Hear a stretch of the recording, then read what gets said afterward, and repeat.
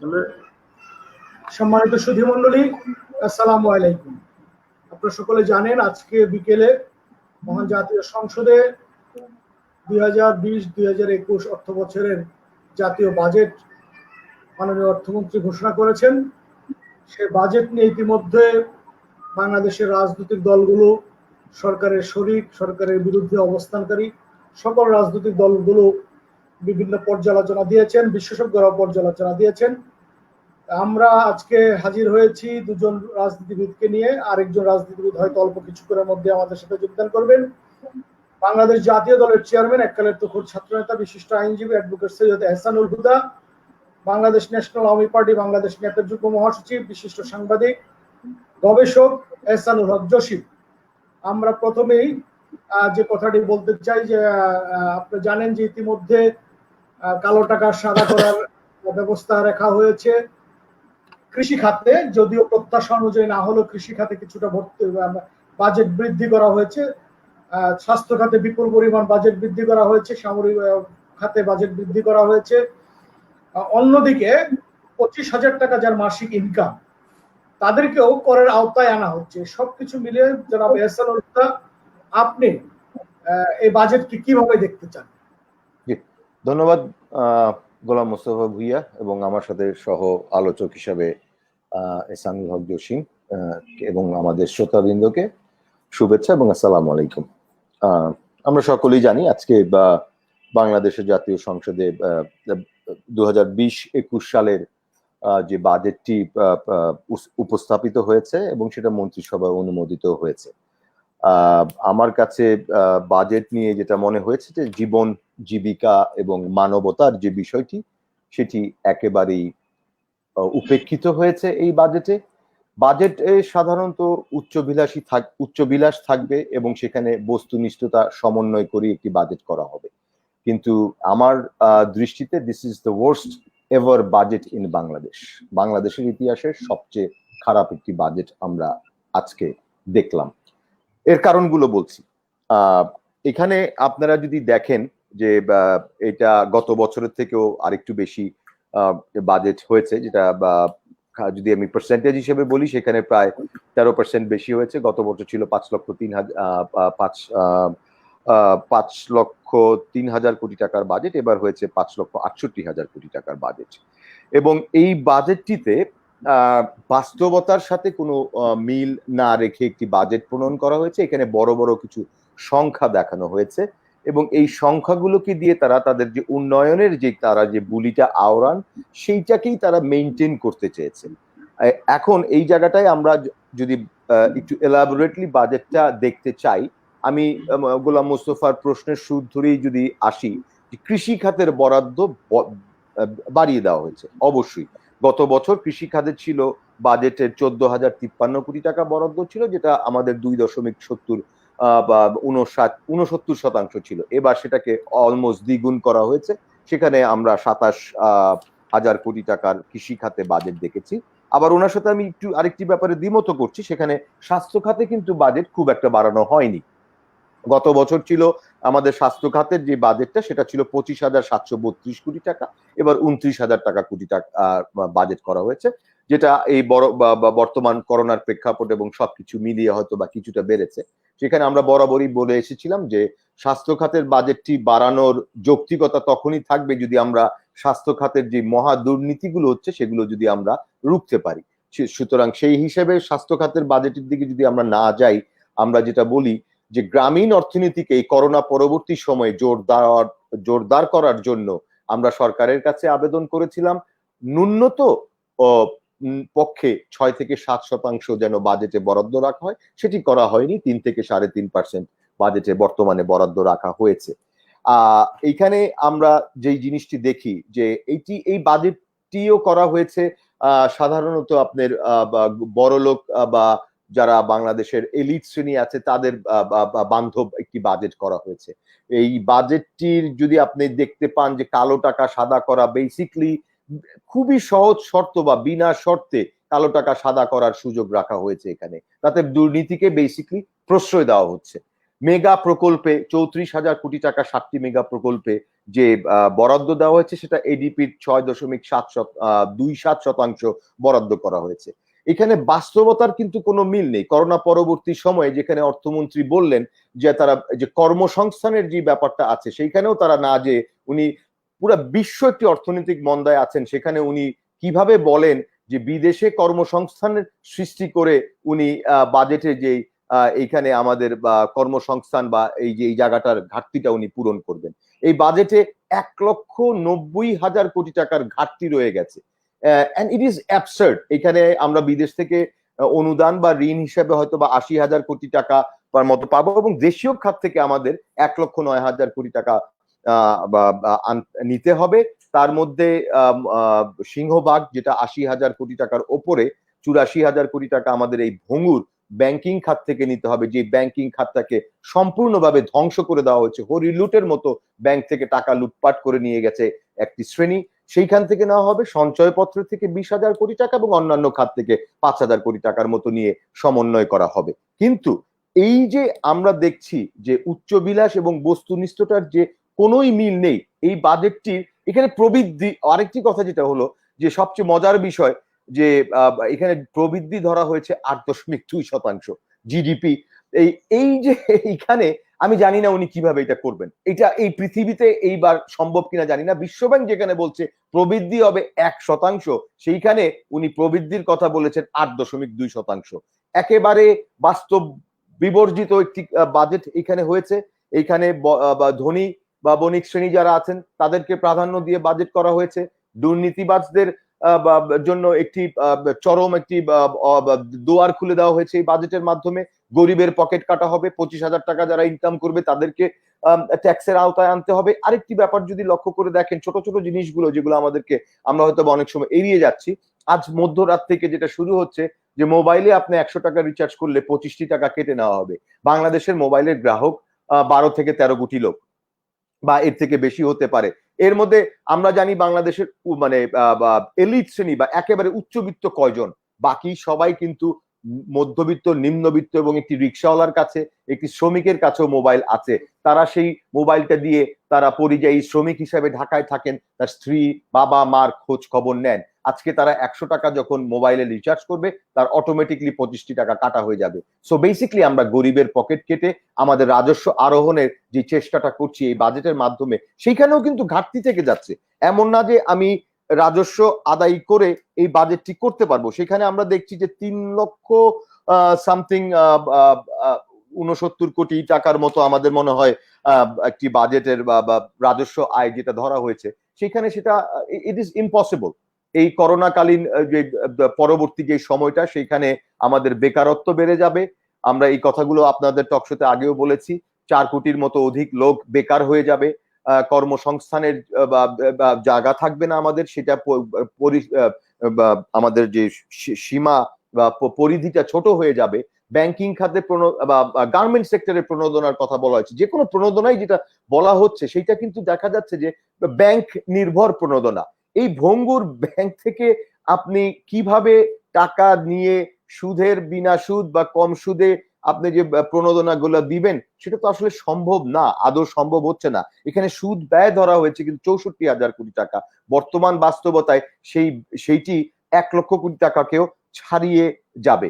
আপনি দেখেছেন যে আমরা আমাদের এই চলতি অর্থ বছরের, যেটা জুন মাসের 30 তারিখে যে শেষ হবে, সেখানে গতবার আমাদের প্রবৃদ্ধি ধরা হয়েছিল 8% মতো। সেই প্রবৃদ্ধি কিন্তু কমিয়ে 5.2% নিয়ে আসা হয়েছে। সেইখানে কিভাবে উনি আবারও আগামী, এই যে আমরা একটা মন্দার মধ্যে দিয়ে যাচ্ছি, শুধু বাংলাদেশ না সমগ্র বিশ্ব করোনার ফলে আজকে মানে বলা হচ্ছে যে আমরা মানে দ্বিতীয় বিশ্বযুদ্ধের পরে আমরা সবচেয়ে বড় মন্দার দিকে যাচ্ছি, বৈশ্বিক মন্দা, অর্থনৈতিক মন্দার দিকে যাচ্ছি। সেইখানে আমরা কমিয়ে আনলাম এইবার আমাদের প্রবৃদ্ধি 5.3%, সেটাকে এই বাজেটে দেখানো হয়েছে 8.2%। এই যে শুধু আমি বলবো যে সংখ্যাতাত্ত্বিক একটি বাজেট, মানুষকে ধোঁকা দেওয়ার একটি বাজেট করা হয়েছে। এবং সেইখানে এই ঋণ, গতবারও আমি বলেছিলাম যে ঋণ নির্ভর যে বাজেট সেটা বাস্তবায়ন করা সম্ভব হবে না, যেটা আদৌ হয়নি। এইবার তো আমরা দেখছি যে মরার ওপর খাড়ার ঘা, যে আরো বেশি ঋণ এখানে নেওয়া হচ্ছে। তা সেই সেই সমস্ত জিনিসগুলো যদি আপনার একটা দেখেন, সম্পদ এবং মুনাফা, এইগুলোর উপরে কিন্তু কোনো করারোপ করা হয়নি। যাদের বিত্তশালীদের যত সম্পদ থাকুক, তারা যত মুনাফা করবেন, ওইগুলোর মধ্যে করারোপ করা হয়নি। কিন্তু 25,000 টাকা ইনকাম করে যেই লোকটা, সেই লোকটা আদৌ ঢাকা শহরে তার ফ্যামিলি মেনটেন করতে পারে কিনা আমি জানি না। তাকে আজকে আপনি করের আওতায় নিয়ে আসলেন, করের সীমা 3 লাখ টাকা করা হয়েছে, দ্যাট ইজ ফাইন। 50,000 টাকা বাড়িয়েছেন, খুব বেশি যে বাড়িয়েছেন সেটাও কিন্তু না। সুতরাং গরিবের ওপর যেই বোঝাটা চাপিয়ে দেওয়া হলো, সেই বোঝাটা চাপিয়ে দিয়ে বাংলাদেশের করোনার পরবর্তী সময় আমরা দরিদ্র থেকে দরিদ্রতর একটি দিকে ধাবিত হব, সেইখানে তারা কতটুকু যৌক্তিকভাবে এই বাজেটটি বাস্তবায়ন করতে পারবেন। আমি অর্থনীতিবিদ না, কিন্তু তারপরে আমি জোর গলায় বলতে পারি এটি একটি অবাস্তবায়নযোগ্য বাজেট এবং একটি উর্বর মস্তিষ্কের বাজেট আমি বলবো অর্থমন্ত্রীর মাথা থেকে এসেছে। এবং বাংলাদেশের সরকার, যারা অনির্বাচিত একটি সরকার, যাদের সামান্যতম দায়বদ্ধতা নেই, জবাবদিহিতা নেই এই দেশের জনগণের প্রতি, এবং তারাই পারে এই ধরনের একটি অবাস্তব সম্পন্ন বাজেট পেশ করতে। এবং এই ব্যাপারে তাদের, আমি জানি না তাদের আওয়ামী লীগ কালকে তাদের প্রতিক্রিয়া দিবে, সেখানে অবশ্যই তারা বাজেটকে কোন যুক্তিতে তারা এই বাজেটকে একটি যৌক্তিক বাজেট বলে আখ্যায়িত করবেন, আমি সেটা অধীর আগ্রহে অপেক্ষা করছি সেটা শোনার জন্য। কারণ it is simply, I am telling again, এই বাজেটটি বাস্তবায়নযোগ্য না। এই বাজেট আমাদের জন্য একটি আমি বলবো যে আমাদের জন্য একটি বোঝা, এবং এই বোঝাটা থেকে বাংলাদেশের আমাদের আপামর যারা নিম্ন শ্রেণী আছেন, আমরা যারা আছি, তাদের উপর এই বাজেটের একটি প্রভাব পড়বে এবং এইখান থেকে উত্তরণের উপায় খুবই দুরূহ হয়ে যাবে। দুর্নীতিবাজরা মহা উৎসবে তাদের দুর্নীতি চালিয়ে যেতে থাকবেন। আমরা দেখেছি এই করোনাকালীন সময়ে মানবতা কোথায় গিয়ে ঠেকেছে, কিভাবে দুর্নীতি হয়েছে, এবং আরো দুর্নীতিকে প্রশ্রয় দেওয়ার যে একটি প্রবণতা এই সরকারের মধ্যে আছে, সেইটা আমরা এই বাজেটের মাধ্যমে প্রতিফলিত হচ্ছে। আপনারা দেখেছেন যে আমাদের এমপি সাহেব গ্রেফতার হচ্ছেন কুয়েতে, কিন্তু সেটাকেও সরকার ধামাচাপা দেওয়ার চেষ্টা করছে। সেইখানে কিন্তু আজকে একটি নিউজ, আপনারা আসলে ওই আমাদেরকে বাংলাদেশের পেপার পড়লে হবে না, বিকজ ইটস এমবেডেড জার্নালিজম। এখানে নিয়ন্ত্রিত গণমাধ্যম। আপনারা যদি গালফ নিউজ এন্ড এভরিথিং ওখানে পড়েন, ওখানে একজন মিশরীয়র কিন্তু এর থেকে কম অপরাধের জন্য যাবজ্জীবন কারাদণ্ড হয়েছে এবং 5 জনের বিভিন্ন মেয়াদে কারাদণ্ড হয়েছে। এই এমপি পাপুলের যখন কারাদণ্ড হবে, তখনও কি সরকার বলবে যে না, আসলে উনি এখন কুয়েতের কোনো হোটেলে কিংবা রিসোর্টে ওনাকে আটকিয়ে রাখা হয়েছে, হয়তোবা সেটাই তারা বলে বাংলাদেশের জনগণকে ধোকা দেওয়ার চেষ্টা করবেন। আমি এই যে আমাদেরকে ধোকা দেওয়ার যে একটা অপসংস্কৃতি আজকে চালু হয়ে গেছে, এখান থেকে আসলে আমাদেরকে বেরিয়ে আসতে হবে। স্বচ্ছতার জায়গায় যদি আমরা না আসতে পারি, তাহলে আমাদের একটি অন্ধকারাচ্ছন্ন ভবিষ্যৎ অপেক্ষা করছে। আমি বাজেটের বাইরে যে ছোট্ট একটি কথা বলি, যে আপনারা জানেন যে আমাদের সাবেক স্বাস্থ্যমন্ত্রী জনাব নাসিম করোনায় আক্রান্ত হয়েছেন। আল্লাহ রাব্বুল আলামিন তাকে সুস্থ করে দেখ, সেই দোয়াই আমরা করছি। ভদ্রলোক 2রা জুন করোনায় আক্রান্ত হয়েছিলেন এবং 8ই জুন তার একটি পরীক্ষা করা হয়েছে, সেখানে নেগেটিভ এসেছে। আমার জানা নেই 5 দিনের মধ্যে কারো করোনা নেগেটিভ হয়েছে কিনা এই পৃথিবীতে এখন পর্যন্ত। এই যে মিথ্যাচার, এটাকে আমি সম্পূর্ণ, আমি জানি না কি বলবো, আমি জানি না এটা বলাতে আমার কি মানে কতটুকু এটা রিফ্লেকশন হতে পারে, বাট এইটা করার দরকার নাই আমাদের। এই সময় এই সমস্ত জিনিসগুলো আমাদেরকে পরিত্যাগ করতে হবে। আমাদের মেন্টালিটিটা হবে মানব সেবা এবং আমাদের জাতিটাকে কিভাবে আমরা আমাদের আগিয়ে নিতে পারি। জীবনের থেকে আমরা জীবিকাকে যে প্রাধান্য দিচ্ছি সেটা ভুল হচ্ছে। আমাদেরকে জীবনকে প্রাধান্য দিতে হবে, জীবিকা পরে। আমি বেঁচে থাকলে অবশ্যই 1 বছর হোক 2 বছর হোক আমার বাংলাদেশ ঘুরে দাঁড়াবেই, ঘুরে দাঁড়াতে বাধ্য। আমরা কর্মঠ বাঙালি, আমরা আমাদের নিজের বাংলাদেশকে, আমাদের দেশপ্রেমে উদ্বুদ্ধ হয়ে আমরা আমাদেরকে আবার সচল করব। কিন্তু আজকে যে আত্মঘাতী সিদ্ধান্তগুলো নেওয়া হচ্ছে, সমস্ত বিশেষজ্ঞ প্যানেলের মতামতকে উপেক্ষা করে আজকে যেভাবে বাংলাদেশকে খুলে দেওয়া হলো, এর আগেও খুলে দেওয়া হয়েছিল। এক্সপোর্ট ইম্পোর্ট খেলার মাধ্যমে আমরা করোনাকে একবার এই জায়গার থেকে ওই জায়গায় নিচ্ছি, ওই জায়গার থেকে এই জায়গায় নিচ্ছি। আপনারা যদি একটু লক্ষ্য করে দেখেন, 1 লক্ষ লোক যখন আমাদের আক্রান্ত হয়ে যাবে, বিশ্ব স্বাস্থ্য সংস্থা কথা বাদই দিলাম, আমরা ওনাদের কথা, ওরা আপনি বলতে পারেন ওনারা তো দুদিন পরে পরেই বিভিন্ন কথা বলে, কিন্তু যারা এফেক্টেড কান্ট্রিজ এন্ড এভরিথিং সবকিছু দেখেও যদি আমরা দেখতে পারি মিনিমাম 5 থেকে 10% লোকের আইসিইউর প্রয়োজন পড়ে, 80% লোক ঘরে থেকেই সুস্থ হয়ে যায়। 1 লক্ষ লোকের 10% যদি হয় সেটা হলো 10,000 আইসিইউ বেডের প্রয়োজন পড়বে। কালকে হাইকোর্টে একটি রিট করা হয়েছিল, সেইখানেও ভুল তথ্য দেওয়া হয়েছে, 733টি আইসিইউ বেড আছে। সেই 733টি আইসিইউ বেড বাংলাদেশে সচল নেই। থাকতে পারে মান্দাতার আমলের কিছু বেড থাকতে পারে, বেড থাকলেই সেটা আইসিইউ বেড হয়ে গেল সেটা আমি মানি না। সো আমার 700 কাগজে কলমে হয়তো বা 300-400 বা 500 আইসিইউ বেড আছে, সেইখানে আমার যখন 10,000 আইসিইউ বেডের প্রয়োজন হবে, আমরা আজকে কালকেই দেখতে পাচ্ছি অলরেডি হাসপাতালে যে ওই রোগী বা হাসপাতালে ঢোকার আগে মারা যাচ্ছে, করোনা টেস্ট করতে যে মারা যাচ্ছে। আপনারা দেখেছেন দেশ রূপান্তরের একজন সাংবাদিক কিভাবে তার মানবতার পরিচয় দিয়ে আমাদের একজন নাগরিক যিনি টেস্ট করতে যে অজ্ঞান হয়ে পড়ে গিয়েছিলেন তাকে উঠিয়ে তাকে আক্রান্ত জেনেও তাকে পানি খাইয়েছেন। এইভাবে আমরা কিছু লোক এগিয়ে আসছি, কিন্তু সীমিত পরিসরে তো সেটা করা সম্ভব হচ্ছে না। সরকারকে আমি অনুরোধ করব, আপনারা এই যে আপনাদের মিথ্যাচার থেকে বেরিয়ে আসুন, জনগণের প্রতি কিছুটা হলেও আপনাদের দেশপ্রেমের বহিঃপ্রকাশ দেখান, যার ফলে আমরা করোনাকালীন সংকটটাও আমরা অতিক্রম করতে পারি, অ্যাজ ওয়েল অ্যাজ আমাদের বাজেট যেটা হয়েছে সেই বাজেটটিকে আমি মনে করি যে বাস্তবমুখী করার উদ্যোগ ওনারা গ্রহণ করবেন কিনা আমি জানি না, এবং করার সম্ভাবনা, বাজেট অলরেডি পেশ হয়ে গেছে, but not the list this budget is just absolutely এটা মানে আপনার বাজেটটি সম্ভব না, এটাকে বাস্তবায়ন করা সম্ভব না বলি আমি মনে করছি। আমি এতটুকু বলি আজকে এখন শেষ করছি, অন্যদেরকে সময় দিচ্ছি। আপনার কাছে আবার আসবো আমরা। জনাব এহসানুল হক জসিম, আপনি সৈয়দ এহসানুল হুদা সাহেবের কথা শুনলেন। ইতিমধ্যে বিভিন্ন গণমাধ্যমে যে রিপোর্ট চলে এসেছে তাতে অধিকাংশ অর্থনীতিবিদ, অর্থনীতি বিশেষজ্ঞরাও বলছেন যে এটি আসলে একটি অকল্পনীয় বাজেট, যে বাজেট এই দুর্যোগপূর্ণ ভয়াবহ বিশ্ব পরিস্থিতি এবং বাংলাদেশ পরিস্থিতিতে ভঙ্গুর অর্থনীতি, ব্যাংকগুলি ইতিমধ্যেই প্রায় দেউলিয়া অবস্থা, হাজার হাজার কোটি টাকা পাচার হয়ে গেছে, এর মধ্যে এগুলিকে এই বাজেট বাস্তবায়ন করা খুবই কঠিন। আপনি কি মনে করেন? গোলাম মোস্তফা ভুঁইয়া ভাই, আপনাকে ধন্যবাদ। বাসানী টিভির দর্শক শ্রোতা যারা শুনছেন এবং শুনবেন, যারা দেখছেন দেখবেন, তাদেরকেও শুভেচ্ছা জানাচ্ছি।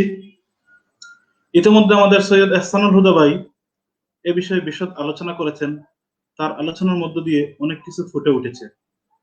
এবার যে বাজেট পেশ হয়েছে সেটা অতীতের ধারাবাহিকতার মতোই একটি বাজেট হয়েছে, যেটা উচ্চবিলাসী এবং অবাস্তবায়নযোগ্য, কিন্তু এবারের প্রেক্ষাপটটা একটু ভিন্ন। এবার আমরা করোনা পরিস্থিতির মধ্য দিয়ে আমরা অতিবাহিত করছি। বাংলাদেশ অতীতেও বিভিন্ন দুর্যোগে, বিভিন্ন সংকটে ছিল, কিন্তু স্বাধীন বাংলাদেশে এতটা মারাত্মক সংকটের মধ্য দিয়ে আমরা কখনো এভাবে অতিবাহিত করিনি। এই যে সংকটের মধ্যে দিয়ে আছি, এই সংকটটা কিন্তু খুবই সাময়িক একটা সংকট, এটা বলার কোনো সুযোগ নেই। কারণ করোনা পরিস্থিতির ফলে আমাদের অর্থনীতিটার মেরুদণ্ড ভেঙে যাচ্ছে। করোনা পরিস্থিতির ফলে বৈশ্বিক মন্দা দেখা দিচ্ছে বা দেবে। আমাদের মতো তৃতীয় বিশ্বের যে একটি দেশ বাংলাদেশ, আমাদের বাজেট, আমাদের যে অর্থনীতি, আমাদের পথ চলা, সেটা সাধারণত অনেকটা নির্ভরশীল হয়ে দাতা দেশগুলোর উপর, দাতা সংস্থাগুলোর উপর। আমাদের আগামী অর্থ বছরে এই দাতা সংস্থার পক্ষ থেকে, দাতা দেশগুলোর পক্ষ থেকে আমরা আশানুরূপ আমরা সেই সহযোগিতা পাবো না। এই বাস্তবতাকে সামনে রেখেই আমাদের অর্থনীতিকে, আমাদের বাজেটকে সাজাতে হবে। অন্যদিকে আমাদের দেশের অভ্যন্তরে যে সিচুয়েশনটা তৈরি হচ্ছে, আমাদের যেসব খাত থেকে টাকা আসে, ইনকাম আসে, সরকারের আয় আসে, সেই খাতগুলো এইবার ধাক্কা খাচ্ছে। একটা বিশাল অঙ্কের মানুষ বেকার হয়ে যাচ্ছে, অথবা যারা বেকার হবে না, নতুন করে কর্মসংস্থান সৃষ্টির পথ অনেকটা রুদ্ধ প্রায় বলা যায়।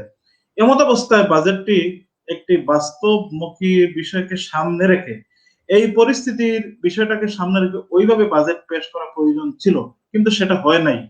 হ্যাঁ, ঠিক আছে, অতীতের ধারাবাহিকতা অনুযায়ী সেটাকে এবার একটু ভালো বাজেট বলা যাবে, কিন্তু বর্তমান বাস্তবতাকে সামনে রাখলে এটাকে ওইভাবে ভালো বাজেট বলা যায় না। আমাদের যে বড় অঙ্কের মানুষ বেকার হয়ে যাবে, তাদেরকে কাজে লাগানোর জন্য বা তাদেরকে বাঁচিয়ে রাখার জন্য সবচেয়ে বড় প্রয়োজন যেটা, সেটা হচ্ছে সে বেকারত্বের সময় সে যাতে তার নিজ গৃহে থেকে, তার বাড়িতে থেকে, তার জায়গায় থেকে সে যাতে কৃষি বা উৎপাদন বা অন্য কোনো খাতের সাথে সম্পৃক্ত থেকে কোন রকম বেঁচে থাকতে পারে। এখানে আমরা দেখছি কৃষি খাতে ভর্তুকিটা বা কৃষি খাতে বরাদ্দ বেশি দেওয়া হয়েছে, কিন্তু সেটা যেভাবে দেওয়া প্রয়োজন ছিল সেই অর্থে সেভাবে দেওয়া হয়নি। সুতরাং এটাকে আমরা প্রাগমেটিক বলবো না, কৃষি খাতকে ওইভাবে গুরুত্ব দেওয়া হয় নাই। যেটা গুরুত্ব দেওয়া হয়েছে সেটা বর্তমান পরিস্থিতির আলোকে ওইভাবে গুরুত্বটা বলা যায় না। আরেকটা ওই যে এহসানুল হুদা ভাই যেটা বললেন প্রবৃদ্ধির কথা, বা আমরা জিডিপি যেটা বলি 8.2% কথা বলা হচ্ছে, এটা সম্পূর্ণ একটা কি বলবো, একটা অবাস্তব কল্পনা প্রসূত একটা বিষয় ছাড়া আর কি। এটা তো সম্ভব না এই পরিস্থিতিতে। তারপরেও আমরা প্রবৃদ্ধি বা জিডিপি এই বিষয়গুলো তো আমরা বুঝি কম, কারণ আমরা যারা অর্থনীতির ছাত্র না বা সাধারণ মানুষ যারা, তারা তো এগুলো বুঝে না। এখানে একটা বেসিক বিষয় আমাদেরকে জানা দরকার, মানে এই প্রবৃদ্ধির বিষয় থেকেই আমরা যেটা বুঝতেছি, যেটা একটা উচ্চবিলাসী বাজেট এবং এটা হচ্ছে ধনী শ্রেণীর এবং রাষ্ট্রের কিছু সংখ্যক মানুষের স্বার্থ সংরক্ষণের জন্য। কিভাবে আমি একটু ব্যাখ্যা করি। যেমন ধরেন আমরা এখানে তিনজন আছে, আপনি মডারেটর গোলাম মুস্তফা ভুইয়া ভাই, এখানে সৈয়দ এহসানুল হুদা ভাই, আর আমি এহসানুল হক জসিম। আমাদের 3,000 টাকা আছে তিনজনের যৌথভাবে। তো 3,000 টাকাকে যদি আমরা গড় করি তাহলে সেটা হচ্ছে 1,000 টাকা করে। এখন আমরা সেই গড়টা আরো বাড়াবো। বাড়ানোর আগে আমরা বর্তমান গড়টা ধরে নিই। সেখানে ধরে নেন এহসানুল হুদা ভাইয়ের সেই 3,000 টাকার মধ্যে আছে 2900 টাকা, আপনার গোলাম মুস্তফা ভুইয়ার আছে 99 টাকা, আর আমার আছে অনলি 1 টাকা। তাহলে এই তিনজন মিলে একজনের 1 টাকা, একজনের 99 টাকা, আর আরেকজনের হচ্ছে 2900 টাকা। এই তিনজনের টাকাটাকে মিলে 3,000 টাকা বানায়, সেটাকে আমরা ভাগ দিয়ে গড় বের করতেছি যে আমাদের এই জনপ্রতি আছে 1,000 টাকা করে। তো এটা একটা কি বলবো, এটা একটা প্রহসন জনগণের সাথে। অন্যদিকে যদি এটাকে আমরা বাড়াইতে চাই এই গড়টা, এখন মনে করেন আমরা এই 3,000 টাকাকে আমরা বাড়াই নিলাম 6,000 টাকায়, সেখানে দেখা যাবে যে এহসানুল হুদা ভাইয়ের সেই 2900 টাকা বেড়ে সেটা হয়ে যাবে 5800 টাকা বা 6,000-এর পাশাপাশি। অন্যদিকে আমার 1 টাকা কিন্তু 2 টাকা হবে না। এদেশের প্রবৃদ্ধি বাড়বে, এদেশের মানুষের এই যে জিডিপি যেটা সেগুলো হয়তো বাড়বে, কিন্তু গরিব গরিবই থেকে যাবে। কারণ ওই যে একটা ধনিক শ্রেণীর, একটা নির্দিষ্ট শ্রেণীর, নির্দিষ্ট কিছু ফ্যামিলির, নির্দিষ্ট কিছু ব্যবসায়ী ইনকামটা বাড়তেছে, বাড়ার উপরেই থাকতেছে, এবং অন্যদিকে গরিব বা সাধারণ বা মধ্যবিত্ত শ্রেণীর মানুষের ইনকামটা কমে যাচ্ছে। কিন্তু আমরা ওভারঅল দেখতেছি কি, আমরা অর্থনীতিতে দেখাচ্ছি কি যে আমার প্রবৃদ্ধি তো বেড়ে যাচ্ছে, আমার তো এই যে জিডিপি বাড়তেছে, ওইটা হচ্ছে ওই যে শুভঙ্করের ফাঁকি। এইভাবে করে আমাদের দৈনিক শ্রেণীকে আরো ধনী করা হচ্ছে, আমাদের শিল্পপতিদের ইনকাম বৃদ্ধির পথটাকে আরো বাড়িয়ে দেওয়া হচ্ছে। অন্যদিকে আমি যে 1 টাকা আয়ের লোক, আমার আয়টাকে আরো কমিয়ে দেওয়া হচ্ছে। সুতরাং এই জায়গায় বলবো যে এটা একটা প্রহসন ছাড়া আর কিছু নয়। অন্যদিকে আমি আরেকটা বিষয় যেটা আসি, সেটা হচ্ছে 25,000 টাকা যাদের আছে তারা কর দিতে হবে, এ ব্যাপারে এহসানুল হুদা ভাই বলেছেন। এখানে যেটা করা যায়, সরকার যেটা করতে পারে, হ্যাঁ, যারা 25,000 টাকা মান্থলি ইনকাম করে, গ্রামে যদি একটা মানুষ বসবাস করে, তাহলে সে 25,000 টাকা দিয়ে মোটামুটি সে চলতে পারে। কারণ তার বাড়ি ভাড়া নেই, তার পানি বিল নেই, তার গ্যাস বিল নেই, তার অন্যান্য কিছু বিল নেই। সে 25,000 টাকা যদি সরকারকে এখান থেকে যদি কিছু ট্যাক্স দেয়, তাহলে সেক্ষেত্রে হয়তো বা তার জন্য বার্ডেন হলেও সে হয়তো সেটা মেনটেন করে চলতে পারবে। কিন্তু ঢাকা শহরে যে মানুষটি থাকে, যে মানুষটি চট্টগ্রাম শহরে, খুলনা শহরে, রাজশাহী কিংবা সিলেটে বাস করে, তার তো এই 25,000 টাকার মধ্যে যদি তার ফ্যামিলিটার বাসা ভাড়া তো অনেক টাকা চলে যায়। একেবারে নর্মাল একটা বাসার মধ্যে যদি থাকে, কোন রকম একটা বাসার মধ্যে থাকে, তবুও তো 15-16 হাজার টাকা একটা বাসা ভাড়া চলে যায়। 2 রুমের একটা বাসা, কোন রকম, সেটা কোনো ভালো এরিয়া না। সেখানে সে যদি এখানে যদি আবার তার উপর ট্যাক্স বসানো হয়, তাহলে এটা মারাত্মক অন্যায় এবং অন্যায্য একটা সিদ্ধান্ত। সেক্ষেত্রে সরকার যেটা করতে পারে, আমি সরকারের এই যে ট্যাক্স কাঠামো যেটা এখানে, এখানে আমি আংশিক সাপোর্ট করব। যে এটা হচ্ছে যদি একটা মানুষ গ্রামে বসবাস করে, তাহলে তার 3 লক্ষ টাকা ইনকামে তার কাছে একটু ট্যাক্স নিতে পারেন, কিন্তু শহরের ক্ষেত্রে সেটার জন্য সেটা একটু পুনর্বিবেচনা করতে হবে। কারণ শহরে একটা মানুষের মিনিমাম 40-50 হাজার টাকা যদি ইনকাম না হয়, তাহলে সে তার মৌলিক চাহিদা পূরণ করে এই শহরে বসবাস করা সম্ভব নয়। বইয়া ভাই, আমি আরেকটা বিষয় বলি। এখানে যে ট্যাক্স যেটা বাড়ানো হয় বিভিন্ন খাতে, হ্যাঁ, সরকারকে চলতে গেলে অনেক সময় দেখা যায় যে সরকার যখন দুর্যোগে পড়ে, তার অর্থনীতির কাঠামো যখন অনেকটা ব্যঙ্গে পড়ে, অনেকটা যখন তার রাজস্ব আহরণের প্রয়োজন পড়ে, তখন সরকার অনেক সময় নতুন খাত খুঁজে অথবা পুরাতন খাতের মধ্যে কর বাড়ায় দেয়। কিন্তু সেটাও আমরা দেখি, সেটা অনেক সময় জনগণের উপর চাপিয়ে দেওয়া হয় এবং সেটা সম্পূর্ণ অন্যায্য। আমি যদি একটা কথা বলি, যেমন ধূমপানের বিষয়টা, হ্যাঁ, ধূমপানকে নিরুৎসাহিত করার জন্য অনেক সময় প্রায় প্রতি বছরই এই সিগারেটের উপর বা তামাক পণ্যের উপর কর বাড়ানো হয়, কিন্তু সেটা মারাত্মকভাবে জনগণের উপর সেটা চাপিয়ে দেওয়া হয়। কিভাবে, আমি একটা উদাহরণ দিই। ধরে নেন বেনসন সিগারেট, আমরা অনেকে বেনসন সিগারেট যেটা আমরা খাই সেটা হচ্ছে ধরেন 13 টাকা। আপনি যদি ডেইলি 10টা বেনসন সিগারেট খান তাহলে আপনার খরচ হবে 130 টাকা। সেই 130 টাকা ধরে নেন সিগারেট কোম্পানি যে পেনশনের যে কোম্পানি যে তার হয়তো এখান থেকে 3 টাকা করে লাভ হলো, তাহলে আপনার কাছ থেকে ডেইলি একটা কোম্পানি 30 টাকা লাভ নিচ্ছে। সরকার যখন এখানে কর বাড়িয়ে দিল, কর বাড়িয়ে দেওয়ার পর হয়তো সরকার 1 টাকা ট্যাক্স বাড়িয়ে দিল 500 টাকা। সেখানে হচ্ছে কি, সেটা হয়তো শেষ পর্যন্ত দেখা যাবে যে বাজেটের পরে একটা পেনশনের দাম হয়ে যাচ্ছে 15 টাকা। তো আপনি কি করতেছেন, আপনার বাজেটের মিনিমাইজ করার জন্য আপনি সেখানে 10টা পেনশনের জায়গায় ডেইলি 9টা পেনশন খাচ্ছেন। তাহলে হবে কি, আপনার 130 টাকার জায়গায় আপনার খরচ পড়বে 135 টাকা। অন্যদিকে যেটা হচ্ছে, এখানে ট্যাক্সের যে একটা ফাঁকিবাদী ট্যাক্স এবং শুভঙ্করের ফাঁকি থাকার কারণে সরকার সেখানে ট্যাক্স বাড়িয়ে দিয়ে একটা সিগারেট কোম্পানিকে প্রকৃত অর্থে লাভবান করে দিচ্ছে। কিভাবে? সিগারেট কোম্পানি দেখা যাবে যে আগে 3 টাকা লাভ করতো, এখন ওই একই শালাকা সিগারেটের দাম যখন 15 টাকা হয়ে যায় তখন সরকার লাভ করতেছে 4 টাকা। তখন আপনি যখন ডেইলি 10টার পরিবর্তে 9টা সিগারেট খাচ্ছেন তখন আপনাকে দিতে হচ্ছে 36 টাকা। আপনার কাছ থেকে লাভ নিয়ে নিচ্ছে কোম্পানি। আগে আপনার কাছ থেকে নিত 30 টাকা ডেইলি, এখন লাভ নিচ্ছে আপনার কাছ থেকে 36 টাকা। অর্থাৎ সিগারেট কোম্পানির সিগারেট বিক্রির পরিমাণটা কমে গেছে কিন্তু তার লাভের পরিমাণটা বেড়ে গেছে।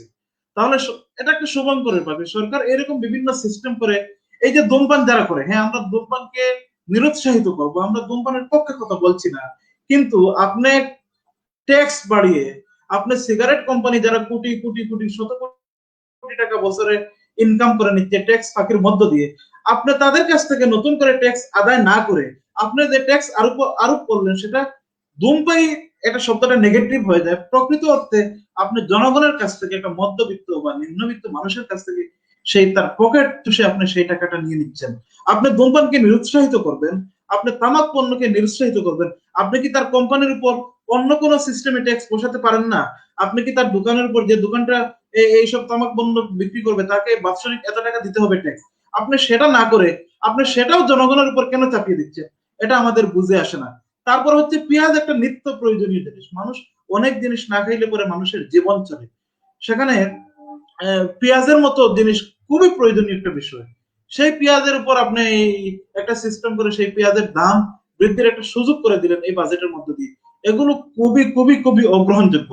সুতরাং আমাদের যেটা প্রস্তাব থাকবে, বাজেটটা তো পাস হয়ে যায়নি, আজকে বাজেটের প্রস্তাবনা সংসদে পেশ হলো, এটার উপর দীর্ঘ আলোচনার পর বাজেটটা পেশ হলো। আমরা বলবো নিত্য প্রয়োজনীয় জিনিস যেগুলো নিত্য প্রয়োজনীয় বলতে অনেক কিছু বোঝায়, যেগুলো খুবই প্রয়োজনীয় জিনিস, যে জিনিসের সাথে নিম্নবিত্ত মানুষ জড়িত, মধ্যবিত্ত মানুষ জড়িত, সেই পণ্যের দাম কমান।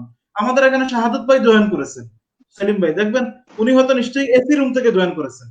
তো শাহাদত ভাই সেলিমের বাসায় যে এসিটা লাগানো আছে, ওনার সেই অর্থনৈতিক সামর্থ্য আছে, তিনি 1 লক্ষ টাকার এসির দামটা যদি 1.5 লক্ষ টাকা হয়ে যায় তিনি সেটা নিতে পারবেন। অন্যদিকে একটা মধ্যবিত্ত শ্রেণীর মানুষের এসির প্রয়োজন নেই। সুতরাং আপনি যদি এসি দাম কমায় ফেলেন তাহলে তো হইল না, আপনাকে দাম কমাতে হবে অন্য জিনিসের, যে মানুষটা যেটা বিয়ার করতে পারবে, উচ্চবিত্ত শ্রেণী যেটা 100 টাকার জিনিসটা 120 টাকায় কিনতে পারবে, সেটাকে যদি আপনি একটু রাজস্ব ইনকামের একটা সিস্টেম করে নেন, সেটাকে সমর্থন করা যায়। কিন্তু আপনি সেটা না করে আপনি গেলেন কি পেঁয়াজের উপর দাম বাড়িয়ে দিলেন। আপনি সেটা না করে কি করলেন, আপনি মোবাইলের উপর, এই মোবাইলটা এখন আজ থেকে 10-12 বছর আগে মোবাইল ছিল একটা বিলাসিতার জিনিস, একটা আভিজাত্যের প্রতীক, কিন্তু এখন মোবাইল হচ্ছে খুবই খুবই প্রয়োজনীয় একটা বিষয়। কারণ মোবাইল ছাড়া এখন মানুষের একটা দিন, একটা মিনিট অচল। মানুষের দৈনন্দিন প্রয়োজনের সাথে মোবাইলটা খুবই জড়িয়ে গেছে, একটা শ্রমিকের কাছে, একটা কৃষকের কাছে। এই যে কৃষি, অনেক প্রযুক্তি সরকার বা অন্যান্য যারা এই মোবাইলের মাধ্যমে মানুষের কাছে পৌঁছে দিচ্ছে। এরপরে এখন অনলাইন ক্লাস, এই যে করোনা পরিস্থিতিতে অনলাইন ক্লাস হচ্ছে, সেখানে কিন্তু মোবাইলেরও প্রয়োজন আছে। তো আপনি মোবাইলের কল রেট বা মোবাইলের অন্যান্য জিনিস বাড়িয়ে দিলেন, এটা হচ্ছে একটা খারাপ দৃষ্টান্ত। সুতরাং আমরা বলবো যে নিত্য প্রয়োজনীয় দ্রব্যের উপর কর না চাপান, এই জিনিসপত্রের যাতে দাম না বাড়ে। অন্যদিকে সরকারের কিছু টাকার প্রয়োজন আছে যে অর্থনৈতিক মন্দা মোকাবেলার জন্য, এবং সরকারের কোষাগার যেভাবে খালি হয়ে যাচ্ছে সেই শূন্যটা ফিল আপ করার জন্য আপনি ট্যাক্স আহরণ করুন অন্য কোনো খাত থেকে। আমি আবারও বলবো যে কৃষি এবং উৎপাদন, কৃষি খাত এবং উৎপাদন খাতকে খুবই শক্তিশালী করুন এবং সেই খাতকে এই বছর সবচেয়ে বেশি গুরুত্ব দিন। মানুষ যারা বেকার হয়ে যাচ্ছে, যারা প্রবাস থেকে, বহু মানুষ বিদেশ থেকে চলে আসবে, সে বাড়িতে বসে বসে তার আর কোনো কাজ থাকবে না, সে যাতে কৃষি কাজের সাথে সম্পৃক্ত থাকতে পারে।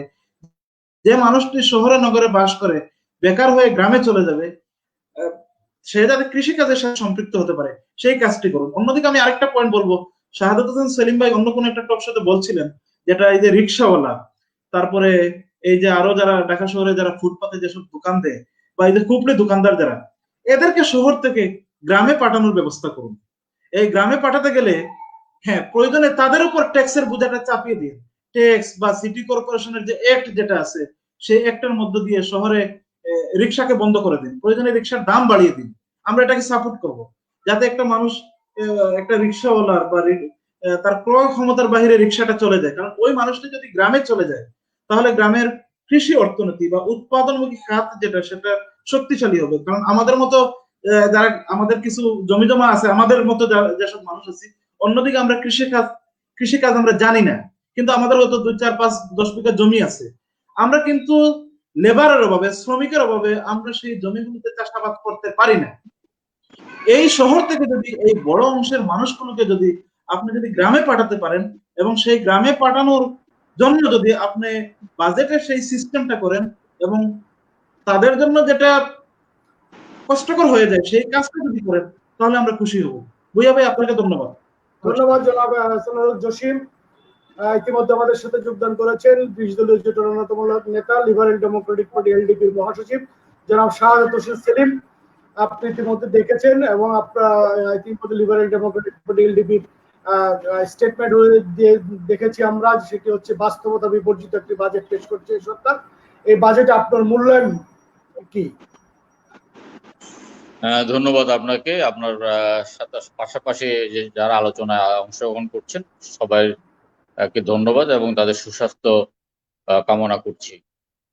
এটা বাস্তবতা বিবর্জিত বাজেট যদি বলি তাহলে শুরুতেই বাংলাদেশের সবচেয়ে উচ্চাকাঙ্ক্ষা যারা আছেন যে অর্থনীতিবিদ, তিনিও কিন্তু এই মুহূর্তে এই অবস্থায় 8.2% প্রবৃদ্ধি এটা চিন্তাই করতে পারে না। জিডিপি 8%, 8.2% যেটা ইনক্রিজ করে যারা মানে প্রথমেই যে মুখবন্ধ করা হয়েছে, আমরা মনে করি যে এটা একদম বাস্তবতার সাথে কোনোভাবেই সম্পৃক্ত না এবং এটা একটা হাস্যরস সৃষ্টি করছে। কারণ গত 3 মাসে মানে একটা অর্থ বছরের শেষ 3 মাসটা সবচেয়ে গুরুত্বপূর্ণ ট্যাক্স আদায় এবং অন্যান্য ক্ষেত্রে, সেক্ষেত্রে আমরা খুবই একটা নাজুক পরিস্থিতিতে আছি এবং আগামীতে কিন্তু আমাদের অর্থনীতি, আমাদের করোনা কাল হয়তো আগামী কিছুদিনের মধ্যে 2-3 মাসের মধ্যে হয়তো এটা অনেক নিয়ন্ত্রণে চলে আসবে অথবা এটার প্রতিষেধক আবিষ্কার হবে, কিন্তু অর্থনীতির এই ক্ষতি এবং অর্থনীতির যে ক্ষত, এটা আমাদেরকে অনেকদিন পর্যন্ত আমাদেরকে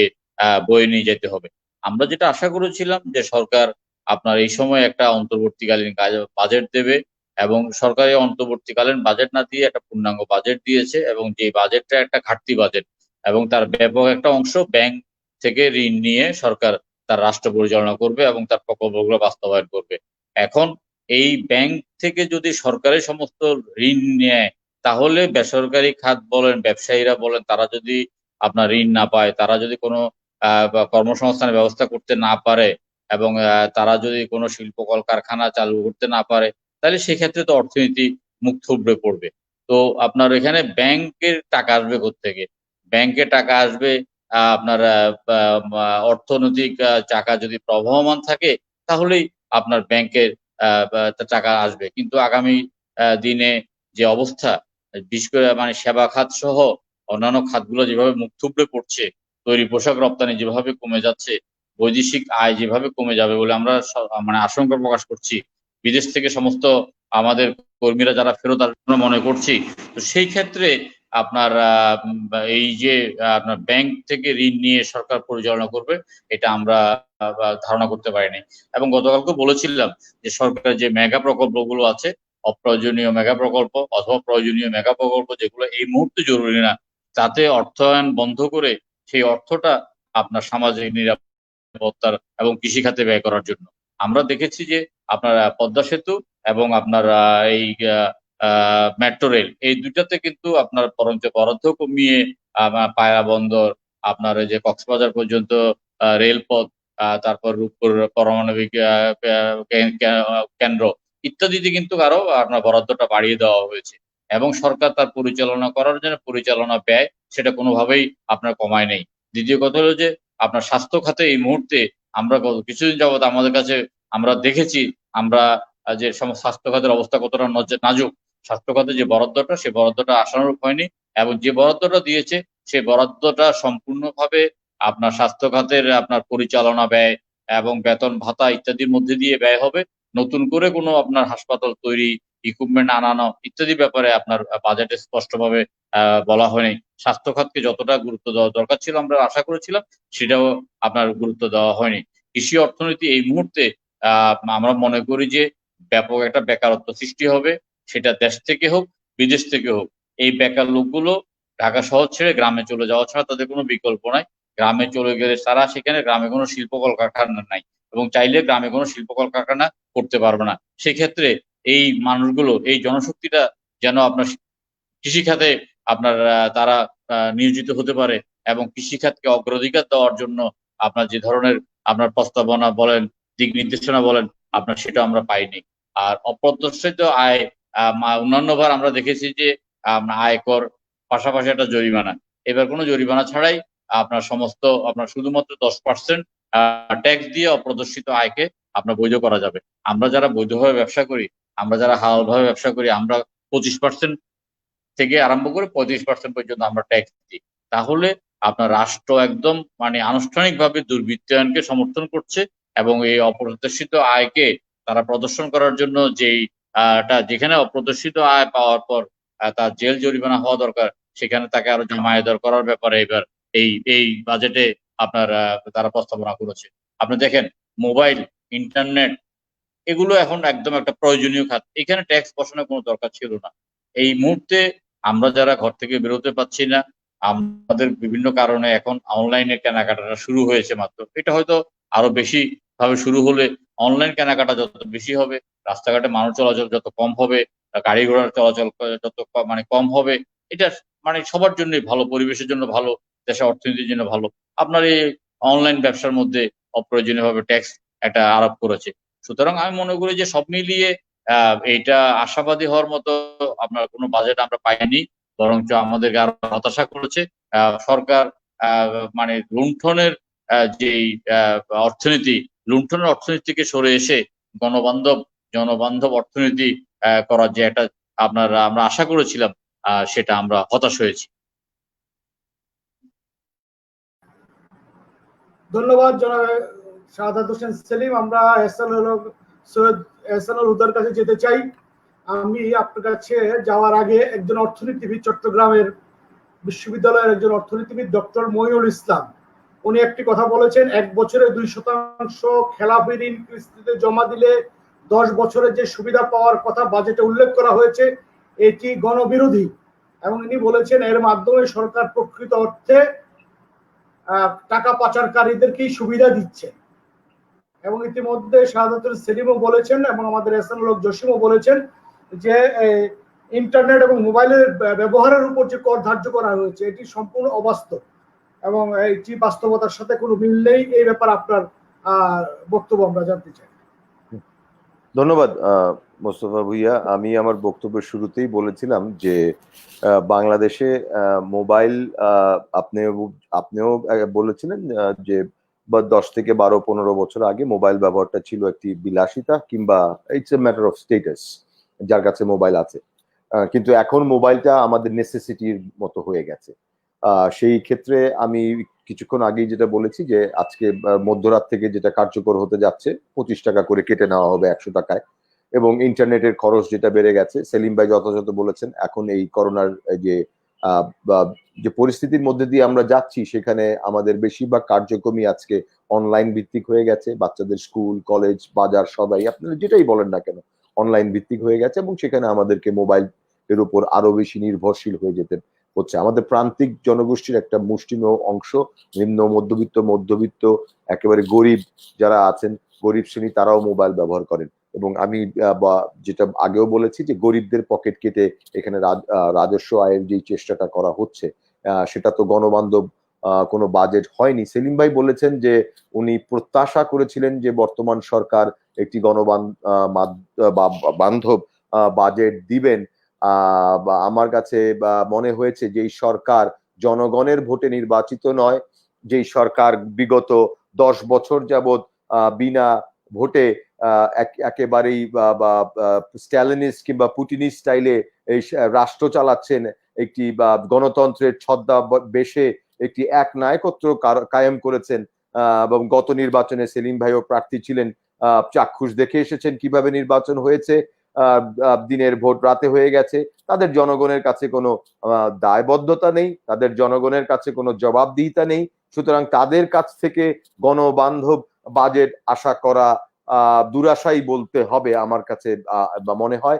আপনারা দেখেছেন যে আজকে আমরা কিভাবে এই যে দুর্নীতি পরায়ণ যেই গোষ্ঠীটা বাংলাদেশকে গোষ্ঠীটা আছে, তাদের জন্য যেই একটি তাদের বান্ধব, তাদেরকে খুশি করার একটি বাজেট, এবং তাদের জন্যই বাংলাদেশ।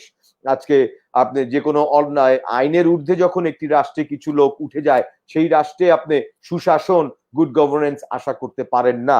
আমরা দেখেছি কিভাবে এয়ার অ্যাম্বুলেন্সে করে একটি গ্রুপের 2 জন পরিচালক কিংবা মালিক বলেন, তারা কিভাবে পার হয়ে যায়। আদালতের মাধ্যমে দোষী ব্যক্তিরা কিভাবে চার্টার্ড প্লেন নিয়ে তারা বাংলাদেশ থেকে পাড়ি দিয়ে যাচ্ছে। তো এই জিনিসগুলো আমরা দেখছি। এই পুরোটা জিনিসই হচ্ছে যে এই বর্তমান সরকার যে একটি গোষ্ঠীর কাছে যে জিম্মি, এবং তাদের যে আমাদের অন্য প্রান্তিক জনগণের কাছে দায়বদ্ধতা নেই। যেই সংসদের 70% সংসদ সদস্য থাকেন ব্যবসায়ী, এবং তাদের দ্বারাই নিয়ন্ত্রিত হন, এবং বাংলাদেশ বর্তমানে একটি অ্যাডমিনিস্ট্রেটিভ স্টেটে পরিণত হয়েছে। আমলারাই বাংলাদেশ চালাচ্ছে। করোনা সংকট বলেন বা যে কোনো ডিসিশন বলেন, এখন জনপ্রতিনিধিরা আমলাদের নিচে তাদের স্থান। যুগ্ম সচিবের ডিসি, উপসচিব বা যুগ্ম সচিব, তার নেতৃত্বে যখন একটি জেলা চলবে, তখন সেখানে জনপ্রতিনিধিদের কোনো মূল্যহীন হয়ে গেছে। সো এই জায়গাটাতে আমরা তাদের থেকে এর থেকে বেশি কিছু বাজেট আশা করিনি। আমি যেটা আগেই বলেছি, আমার দেখা মতে this is the worst budget. এটা ইমপ্লিমেন্টেশন যোগ্য নয়, এটা কোনো মতেই করা যাবে না। এইখানে গরিবের উপরে একেবারেই জুলুম করা হয়েছে। এখানে দ্বৈত করের একটি ব্যাপার আছে। আপনি দেখেন, একটি রিক্সাওয়ালা, জসিম ভাই বলেছেন রিক্সাওয়ালাদেরকে বাংলাদেশ ঢাকা থেকে পাঠিয়ে দিতে, সেটা একটা অন্য ধরনের সমস্যার সমাধানের একটি উপায় দিয়েছেন। বাট বাংলাদেশে এখন পর্যন্ত ঢাকা শহরে যে রিক্সাওয়ালাগুলো আছে, তাদের একটি রিক্সার স্পোক যেটা 4 টাকা বা 2 টাকা দাম, সেটা যদি আমি কিনতে যাই, সেইখানে আপনার সম্পূরক ট্যাক্স আছে, ট্যাক্সের ওপরে সম্পূরক ট্যাক্স আছে, তাদের দ্বৈত কর আছে সেইখানে। এই ভদ্রলোক তার 3 টাকায় যে সে অলরেডি 70 পয়সা বা 80 পয়সা ট্যাক্স দিয়ে দিল সরকারকে, সেটা সে জানেই না। এইভাবে সরকার এই গরিব প্রান্তিক যে জনগোষ্ঠী, তাদের পকেট কেটে তাদের রাজস্ব আদায়ের চেষ্টা করছে। প্রবৃদ্ধি একটি বাজেটের মূল ভিত্তি। হ্যাঁ, আর এটা যদি তখন দুর্বল হয়, আমাদের যেটা অবাস্তবায়নযোগ্য একটি প্রবৃদ্ধির কথা বলা হয়েছে 8.2%, এই প্রবৃদ্ধি যখন দুর্বল হবে, তখন রাজস্বটা আদায় হবে না। That is just simple economics. এটা সম্ভব না। হ্যাঁ, প্রস্তাবিত এই বাজেট, আমি এখন অন্য বিষয়ে যে যাচ্ছি, যে আমাদের করোনা ঝুঁকি মোকাবেলার জন্য বেসিকলি যে কাঠামো দরকার, সেই কাঠামোর পরিপালন করা হয়নি। সেখানে তেমন কিছু 100 কোটি টাকা বরাদ্দ দেওয়া হয়েছে, এবং সরকার ভেবেই নিচ্ছে যে খুব তাড়াতাড়ি আমরা করোনা থেকে মুক্তি পেয়ে যাব। হয়তোবা এই অর্থ বছরের শেষ, যেটা জুনের 30 তারিখে বাংলাদেশ থেকে করোনা হয়তোবা হজরতের দোয়ায় চলে যাবে, এবং সেইখান থেকে আপনি স্বাভাবিক অর্থনৈতিক ধারায় চলে যাবেন, but which is not possible. এই মুহূর্তে সেটা সম্ভব না। আপনি যদি খবরের কাগজ দেখেন, আপনি যে কোনো জায়গায় দেখেন না কেন, মধ্যবিত্তরা আজকে বাসা ছেড়ে চলে যাচ্ছে। প্রতিটা এলাকায় গলিতে গলিতে বাসা ভাড়ার টুলেট সাইন ঝুলছে। মানুষ এখানে ঢাকা শহরে অর্ধেক মানুষ নেমে যাবে, তারা ঢাকা শহরের জীবন জীবিকা নির্বাহ করতে পারবে না। সুতরাং বিকল্প কর্মসংস্থানের যে ব্যবস্থাটা এই বাজেটে রাখা উচিত ছিল, যে গ্রামীণ অর্থনীতিকে স্বাবলম্বী করা, মানুষকে উদ্বুদ্ধ করা, যে আমাদের সেই অর্থনীতির চাকা সচল রাখার জন্য, সেইটা কোনোটাই এখানে করা হয়নি। এখানে সম্পদ আহরণ থেকে সম্পদ ব্যয়, বিভিন্ন খাতে যেভাবে ব্যয় নির্ধারণ করা হয়েছে, তাতে মনে হয়েছে যে এইখানে আমাদের যে ইকোনমির করোনা থেকে আমরা কালকেই মুক্তি পেয়ে যাচ্ছি এবং ইকোনমিটা জাস্ট উইদিন আ সেকেন্ড বা উইদিন আ উইক আমরা আবার সচল হয়ে যাচ্ছি, but it is not possible. সম্পূর্ণ কল্পনা প্রসূত একটি বাজেট প্রণয়ন করা হয়েছে। এই সরকার এই বাজেটটি বাস্তবায়ন করতে পারবে না এবং এই বাজেটের যে প্রতিফলন সেটা আমাদেরকেই বহন করতে হবে। এবং অত্যন্ত দুঃখের সাথে বলতে হচ্ছে যে বাংলাদেশের বা যে 18 কোটি জনগণের মধ্যে হয়তো বা 17 কোটি জনগণকেই আজকে এই প্রতারণার সামিল হতে হচ্ছে। তারা বড় বড় অঙ্ক সংখ্যা ভিত্তিক একটি বাজেট আমাদেরকে আজকে দিলেন এবং সেই বাজেটটি যেহেতু বাস্তবায়ন করা যাচ্ছে না, সেইখানে বাংলাদেশের জন্য ভবিষ্যৎটিও একটি অন্ধকারাচ্ছন্ন ভবিষ্যৎ অপেক্ষা করছে। এবং সেলিম ভাই যেখানে বলেছেন যে কোনো ব্যবসা বাণিজ্য বলেন আপনি, আজকে প্রায় স্থবির, এটা বৈশ্বিকভাবে স্থবির, নট অনলি বাংলাদেশ। আজকে বাংলাদেশ থেকে বিদেশে যাওয়ার কোনো মাধ্যমই নেই। বাংলাদেশের বেবি চেক কালকে বলল 16 তারিখ থেকে তারা আন্তর্জাতিক ফ্লাইট শুরু করতে যাচ্ছেন। I can guarantee you that 16 তারিখ থেকে তারা কোনো আন্তর্জাতিক ফ্লাইট শুরু করতে পারবেন না। বাংলাদেশ থেকে কোনো লোক অন্য বিদেশে এখনো পর্যন্ত অ্যালাউ করা হবে না। কাতার যেটা বলেছে শুধু ট্রানজিট দেওয়ার জন্য সেখানে বাংলাদেশ থেকে প্লেন চলাচল করতে পারবে, কিন্তু আবার বাংলাদেশের বিভিন্ন দূতাবাসের যেই কথা, যেই তাদের যে প্রজ্ঞাপনগুলো আছে, বাংলাদেশ সরকার বা তাদের যে নিয়মগুলো আছে যে তারা এখন কোনো ভিসাই দিবেন না। হ্যাঁ, তো এই যে একটা আমরা মানুষকে যেভাবে ধোকা দেওয়ার চেষ্টা করছি, বিমান চালু হয়েছে আভ্যন্তরীণ ভাবে, 11 দিনের মধ্যে 10 দিনই ফ্লাইট বাতিল হয়েছে, তাই না? সো এই জিনিসগুলো, গণপরিবহনে 60% ভাড়া বাড়িয়ে দেওয়া হয়েছে, সেখানে ডাবল ভাড়া দেওয়া হচ্ছে, দেখার মতো কেউ নেই, একজনের পাশে আরেকজন দ্বারা বসতে পারবেন না।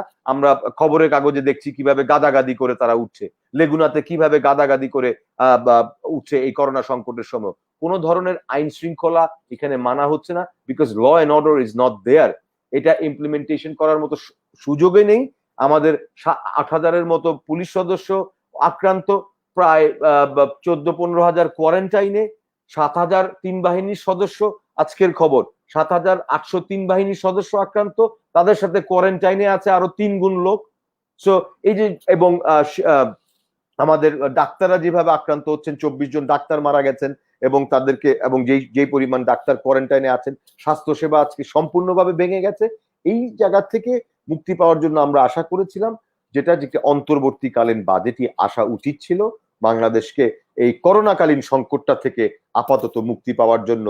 কিন্তু সেটা না করে সরকার আমাদেরকে জাস্ট সম্পূর্ণভাবে বিস্মিত করে একটি মানে অকল্পনীয় বাজেট উপহার দিলেন। এই ব্যাপারে আমি জাতি হিসাবে এবং একজন রাজনীতিবিদ হিসাবে আমি অত্যন্ত লজ্জিত যে আমাদেরকে এই সরকারের আমলে একটার পর একটা তাদের অপকর্ম, তাদের বিভিন্ন ধরনের যেই উর্বর মস্তিষ্কের যে চিন্তা ধারণাগুলার প্রতিফলনগুলো আমাদেরকে দেখতে হচ্ছে। সাধারণ মানুষ, আমাদের মতো সাধারণ মানুষ হয়তো বা অনেক কিছুই বুঝি না, রাজনীতি করার খাতিরে কিছুটা বাজেট নিয়ে আমাদেরকে হয়তো বা চর্চা করতে হয়। ইকোনমিক্স নিয়ে কিছুটা পড়াশোনা করেছি, কিন্তু তারপরেও এই বাজেটটি জাস্ট আমার কাছে এখনো মনে হচ্ছে যে সময় আছে 30 তারিখ পর্যন্ত। সেইখানে যদি আমাদের বাংলাদেশ সরকার মনে করেন যে এই বাজেটের কিছু পরিবর্ধন আনা দরকার, সেটা করলে যেটা মানুষের উপকারে আসবে, মানুষের কল্যাণের জন্য হবে, কল্যাণমুখী একটি বাজেট যদি তারা করতে পারেন এবং অন্তর্বর্তীকালীন একটি বাজেট করতে পারেন, তাহলে কিছুটা হলে জাতি রেহাই পাবে বলে আমি মনে করছি।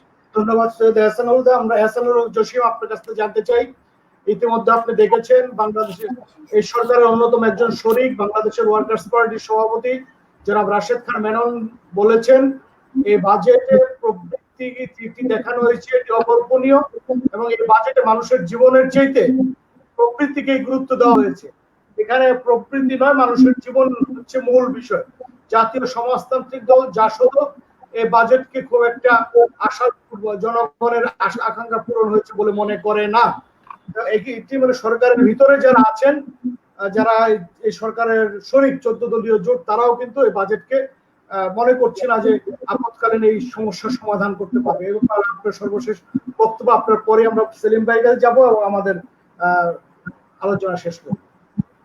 ভূঁইয়া ভাই, আমি ইতিপূর্বে বলেছিলাম যে প্রবৃদ্ধির বিষয়টা, সেটা ঠিক আছে, সেটা বাড়ানো যায়। সেটা হচ্ছে যার আয় বেশি, যে ধনী, তার ধনের পরিমাণটা আরো বাড়লো, ধনী আরো ধনী হয়ে গরিব হইলো, ধনের পরিমাণটা অনেক বেশি হারে বাড়ে, যার ফলে এখানে আমাদের যে এই যে গড় যেটা করা হয় সেটা ঠিক আছে ওইভাবে বেড়ে। এতে তো আমাদের সাধারণ মানুষের কোনো উন্নতি হয় না, সাধারণ মানুষগুলো আরো ক্ষতিগ্রস্ত হয়। আমি ছোট্ট একটা উদাহরণ দেই আমার কথার সুবিধার্থে। আমাদের বাড়ির থেকে ঠিক 7-8 কিলোমিটার পশ্চিম থেকে দিকে, এবং অন্যদিকে হরিপুর আপনারা অনেকেই চিনেন, হরিপুর থেকে পূর্ব দিকে একটা হাওর আছে। আমাদের বাড়ি থেকে পশ্চিম দিকে, এবং হরিপুর বাজার থেকে 7-8 কিলোমিটার পূর্ব দিকে ঠিক হাওরের মাঝখানে একটা গ্রাম আছে, কাঁঠালবাড়ি গ্রাম। গ্রামটা হচ্ছে সম্পূর্ণ জনপদ থেকে সম্পূর্ণ বিচ্ছিন্ন একটা গ্রাম। এই গ্রামের 7-8 কিলোমিটার কোনো দিকেই 7-8 কিলোমিটার ভিতরে কোনো জনবসতি নেই, সেই গ্রামে কোনো স্কুল নেই, সেই গ্রামে কোনো মসজিদ নেই, সেই গ্রামে কোনো বাজার নেই, সেই গ্রামে কোনো কিছুই নেই।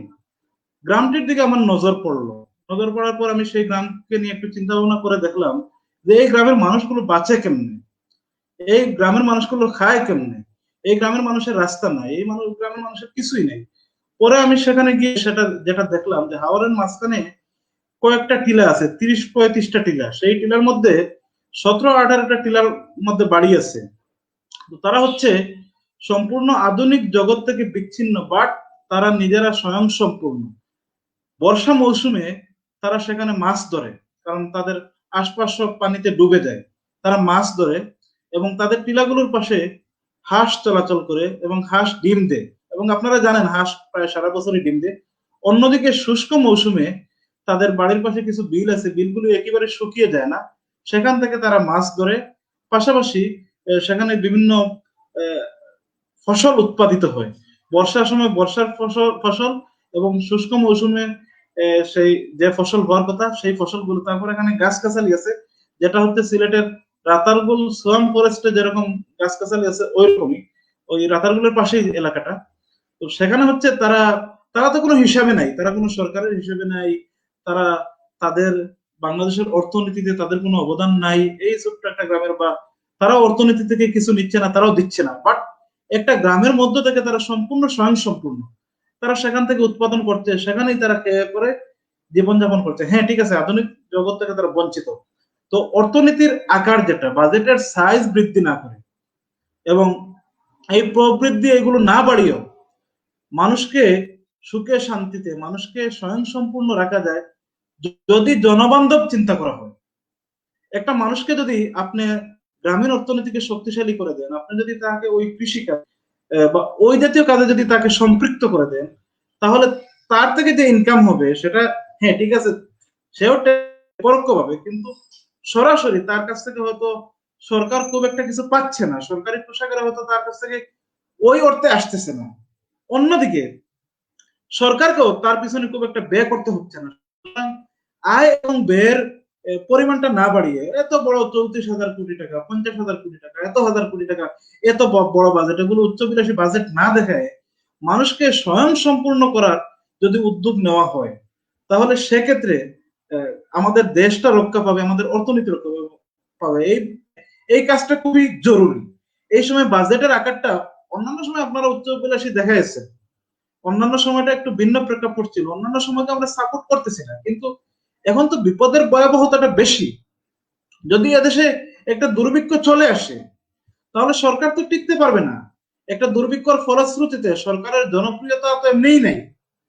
হয়তো সেভাবে আমাদের শাহাদাত হোসেন সেলিম ভাইদের যে দল আছে বা ওনাদের যে জোট আছে, সরকারের চাইতেও তাদের জোট আরো ব্যর্থ একটা জোট।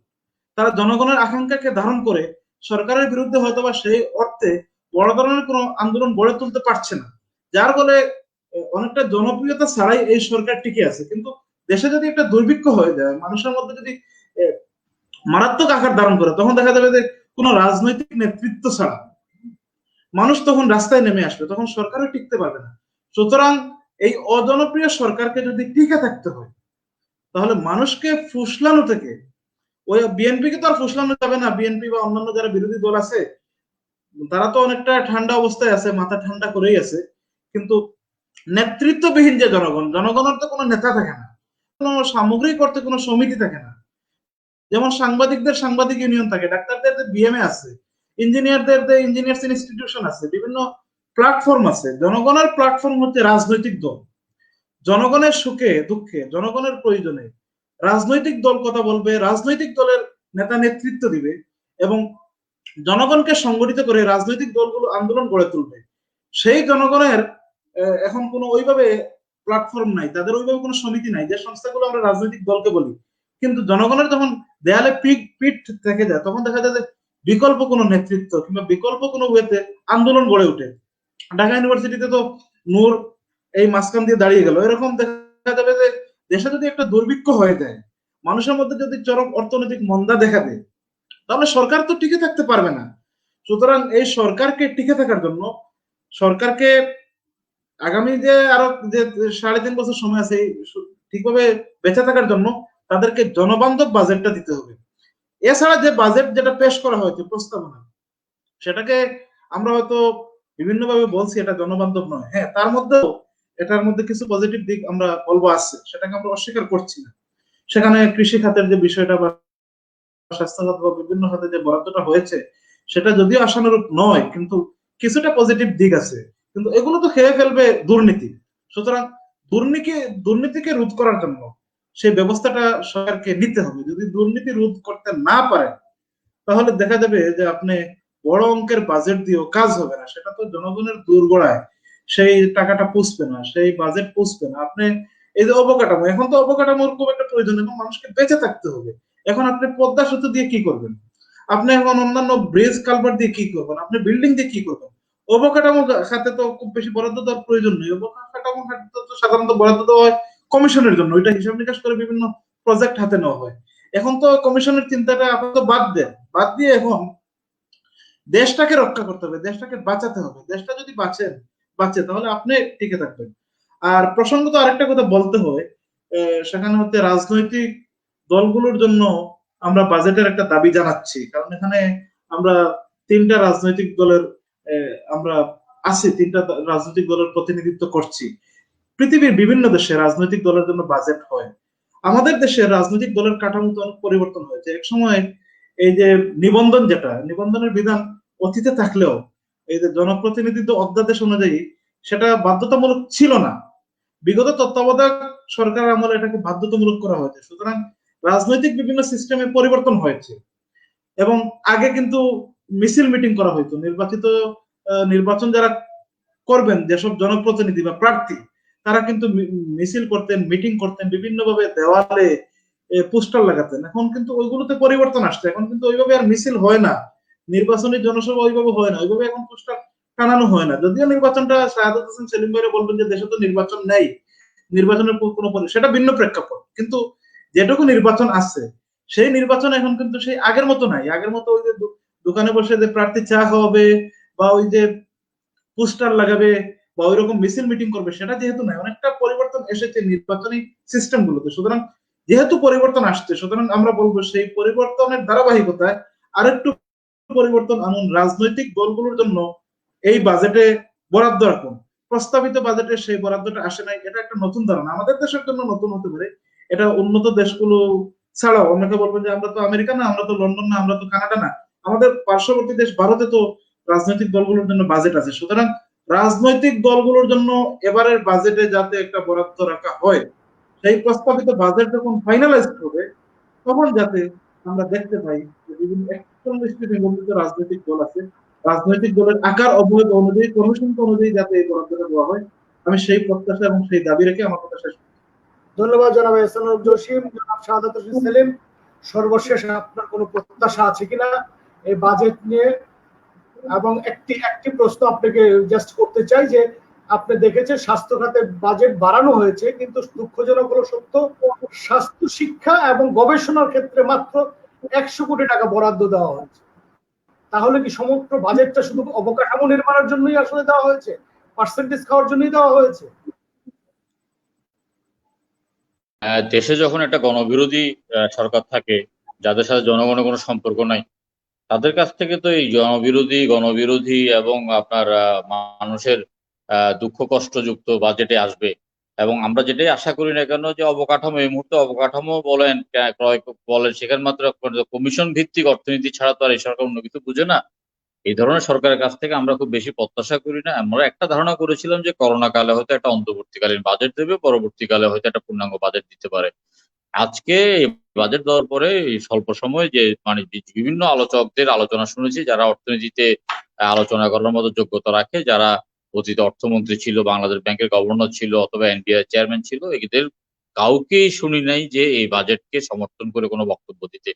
কারণ এই বাজেটকে সমর্থন করে বক্তব্য দেওয়ার কোনো কারণ নাই। আমরা যেটা আশা করেছিলাম যে করোনা কালে জনগণকে বাঁচিয়ে রাখার জন্য একটা অন্তর্বর্তীকালীন বাজেট, সেই বাজেটটা এখানে হয় নাই। আগামী দিনে যে কর্মচ্যুত, তারপরে চাকরিচ্যুত বা ব্যবসাচ্যুত একটা বিশাল জনগোষ্ঠীকে অর্থনৈতিকভাবে সাপোর্ট করার কোনো দিক নির্দেশনা কিন্তু এই বাজেটের মধ্যে নাই। সামাজিক দায়বদ্ধতা যেহেতু এই সরকারের নাই, যেহেতু গণতান্ত্রিক দায়বদ্ধতা এই সরকারের নাই, এই সরকারের চাইতে আমরা এর চাইতে কোনো আর ভালো বাজেট আমরা আশা করছি না।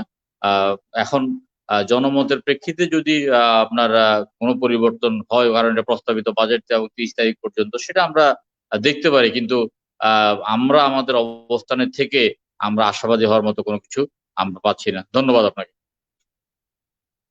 ধন্যবাদ জনাব শাহাদাত হোসেন সেলিম, ধন্যবাদ সৈয়দ এহসান হুদা, ধন্যবাদ এহসানুল হক জসিম। আপনাদের সকলকে ধন্যবাদ জানিয়ে আজকের বাজেট আলোচনা শেষ করছি। আমরাও প্রত্যাশা করি 30শে জুন গণমুখী একটি বাজেট এবং জনগণের স্বার্থ সম্মিলিত একটি বাজেট পেশ করা হবে, এবং সে প্রত্যাশা করে আপনাদের সকলের কাছ থেকে বিদায় নিচ্ছি। আল্লাহ হাফিজ।